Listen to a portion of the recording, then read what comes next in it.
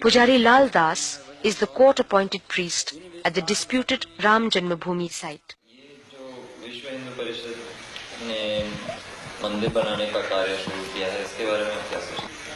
ये तो एक राजनीतिक मुद्दा है। विश्व हिंदू परिषद ने जो कार्यक्रम चलाया है, मंदिर तो बनाने के लिए कोई रोक नहीं था। फिर हमारे यहाँ ऐसा कोई विधान नहीं है कि हम भगवान को अलग हटा करके किसी जगह रखे जाएं, क्योंकि भगवान जहाँ विराजमान हमारे होते हैं हम उसको मंदिर ही मानते हैं। हमारे हिंदू परंपरा ही है, चाहे वो किसी भी मकान में रख दिए जाएं तभी हम उसको मंदिर ही कहते हैं, क्योंकि भगवान जहाँ विराजमान है वो मंदिर ही होता है। फिर अलग से मंदिर बनाने का कोई औचित्य नहीं है। अगर अलग से भी बनाया जाता तो उस इमारत में जिसमें भगवान विराजमान हैं हम उसको तोड़ना भी नहीं चाहते हैं, और जो लोग तोड़ना चाहते हैं वो इस मुद्दे को लेकर तोड़ना चाहते हैं कि पूरे हिंदुस्तान में एक तनाव की स्थिति पैदा हो और हिंदू मत जो है हमारे पक्ष में हो। उनको ये चिंता नहीं है कि कितना बड़ा जनसंहार होगा, कितने लोग मारे जाएंगे, कितने कटेंगे, कितनी बर्बादियां होंगी, या जो मुस्लिम बाहुल क्षेत्र में हिंदू रहते हैं उनकी क्या परिस्थिति होगी। हमारे देश के सामने तमाम ऐसी समस्याएं हैं कि 1949 से आज तक किसी मुसलमान ने वहां कोई अवरोध नहीं पैदा किया। लेकिन जब इन्होंने यह नारा दिया कि बाबर के संतानों से खून का बदला लेना है, तब पूरा देश जो है वो दंगाग्रस्त हो गया और कम से कम हजारों लोग इसमें मारे गए, मौत के घाट उतार दिए गए। लेकिन तब भी इन लोगों ने जरा सा यह महसूस नहीं किया कि यह तनाव जो देश में फैल रहा है, हिंदू मुस्लिम की जो एकता आज हमारे देश में बनी हुई थी, तमाम मुस्लिम शासकों ने मंदिरों को जो जागीरें दी, आज जानकी घाट में माफीनामा मिला, हनुमानगढ़ी के बहुत से भाग मुसलमानों के बनाए हुए हैं, फकीर राम जी का मंदिर मुसलमानों का माफीनामा है। ये तमाम जो जागीरें मुसलमानी शासकों द्वारा मंदिरों में दी गई, और अमीर अली और बाबा रामचरण दास की जो समझौते थे कि हम हिंदू और मुसलमान दोनों एक मिलकर के रहेंगे, उसी जन्मभूमि के पाठ में दो भाग किया गया कि एक तरफ मुसलमान नमाज पढ़ेंगे, एक तरफ हिंदू पूजा करेंगे। ये सारी बातें जो थी उस पर इन लोगों ने पानी फेर दिया।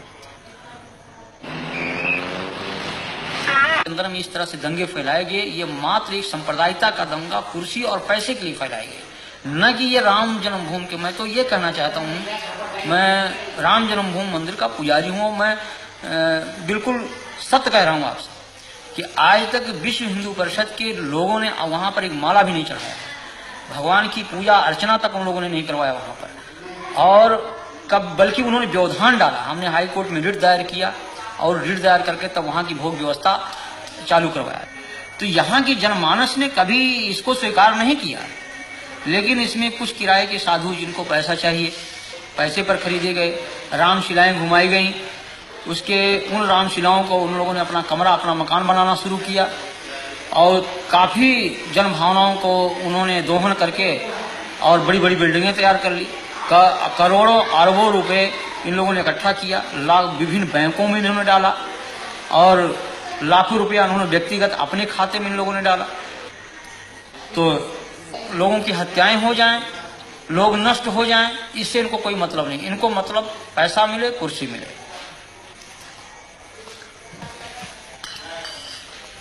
यहाँ जो लोग हिंदू राष्ट्र की बात करते हैं, राम के नाम पर तनाव फैलाते हैं, हिंसा करते हैं, ये सभी उच्च जाति के लोग हैं, और ये सबके सब सुविधा भोगी है। इनमें त्याग और तपस्या और जनमानस का हित लेस मात्र नहीं है। ये केवल धार्मिक भावनाओं को बाहर करके और स्वयं को सुख सुविधा में वो परिणित किए हुए हैं। ये जनहित की बात कर ही नहीं सकते। लेकिन आज बड़े बड़े मठ हैं, करोड़ों अरबों की संपत्ति उसमें, और हम पैदल छोड़ करके एयरमेल से चलते हैं, फर्स्ट क्लास की टिकट पर चलते हैं, एयर कंडीशन के कमरे में रहते हैं। तो जहां पर हम एक तरफ भौतिकवाद, उस भौतिकवादी व्यवस्था से अलग होकर के त्याग और तपस्या और जनहित की बात सोचते थे, उस जगह हम उसको त्याग करके और हम भौतिकवादी व्यवस्था में परिणत हो चुके हैं। जो हम भौतिकवादी व्यवस्था में पूर्ण रूप से लिप्त हो चुके हैं, तो हम भौतिकवाद की ही बात सोचेंगे, हम उससे परे हट नहीं सकते हैं। तो ये आज के धर्माचार्यों को कि आप क्या कहेंगे? हम तो इनको भौतिकवादी व्यवस्था का एक पोषक मानता हूं मैं। ये जो पूंजीपति कहते हैं कि हिंदू धर्म की रक्षा, हिंदू धर्म की रक्षा, मैं कह रहा हूं कि यहीं पर देश के पूंजीपतियों जो आज धर्म के, आज अशोक सिंघल को इस बात को जो कह रहे हैं कि हम बहुत बड़े राम के भक्त हैं, क्या राम का यही आदर्श है कि 90% लोग भूखों मरे? ये हमारे देश की जो विषमता है आज, ये क्या इन धर्माचार्यों की पे नहीं चाहिए? अगर आप बड़े पूंजीपति हैं, आपके पास पैसा है, आपके कहने में एक पूंजीपति समुदाय देश का है, तो उन पूंजीपतियों से पैसा लेकर के उन गरीबों में लगाइए आप, जैसे मदर टेरेसा कर रही है, या और जिन धर्माचार्यों ने किया है, पूर्व जो धर्माचार्यों हमारे ने किया है, उनका अनुकरण करें आप।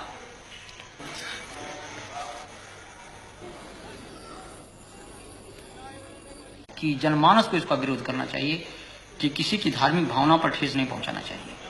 हम किसी के दिल को तोड़े नहीं, हमारा धर्म ये अलाउ नहीं करता है, इस चीज को कभी अनुमति नहीं देता है।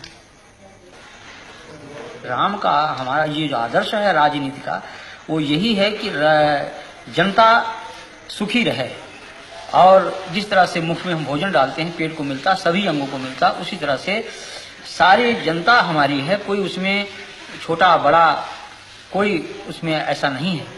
लेकिन उन आदर्शों की सीधी हत्या की गई।